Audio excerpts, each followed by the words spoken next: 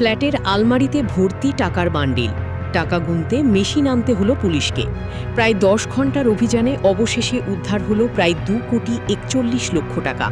উদ্ধার হয়েছে 20 গ্রাম সোনাসহ প্রায় 20 লক্ষ টাকার নিষিদ্ধ কাফ সিরাপ। ঘটনাটি পুরাতন মালদার মঙ্গলবাড়ি এলাকার। এই ঘটনায় গ্রেপ্তার করা হয়েছে 3 ব্যক্তিকে। গত 5 জুলাই দক্ষিণ দিনাজপুরে প্রায় 1,500 বোতল নিষিদ্ধ কাফ সিরাপ উদ্ধার হয়। সেই ঘটনার তদন্তে উঠে আসে পুরাতন মালদা যুগ।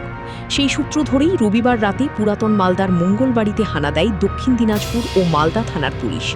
রাতভর চলতে থাকে টাকা গোনা ও মাদক বাজেয়াপ্ত করার কাজ। এই ঘটনায় গ্রেপ্তার করা হয়েছে পিন্টু সরকার, গোপাল চাকি এবং সুশান্ত হালদারকে। ধৃতরা সকলেই পুরাতন মালদার বাসিন্দা।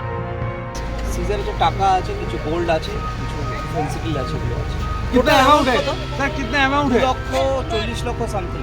কয়জনকে? 3 জন তো বলা হয়। মূল অভিযোগ और भी कोई क्या है?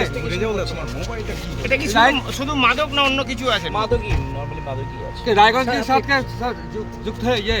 রায়গঞ্জ দেখছি ইন্ডাস্ট্রিয়াল প্রিলিমিনারি স্টেজে আছে, আমি দেখছি। Okay sir. আপনার ও আপনার পরিবারের উন্নত মানের স্বাস্থ্যসেবা এখন হাতের কাছেই।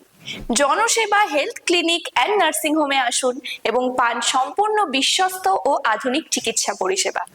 আমাদের এখানে অভিজ্ঞ চিকিৎসকদের তত্ত্বাবধানে করা হয় অর্থোপেডিক, নিউরো, ইউরো এবং ইএনটি সার্জারি। 20 ঘন্টা আইসিইউ ও এইচডিইউ সুবিধা, এনআইসিইউ সহ প্রতিদিন ওপিডি পরিষেবা, সবই কম খরচে। বিস্তারিত জানতে যোগাযোগ করুন নিচে দেওয়া নম্বরে।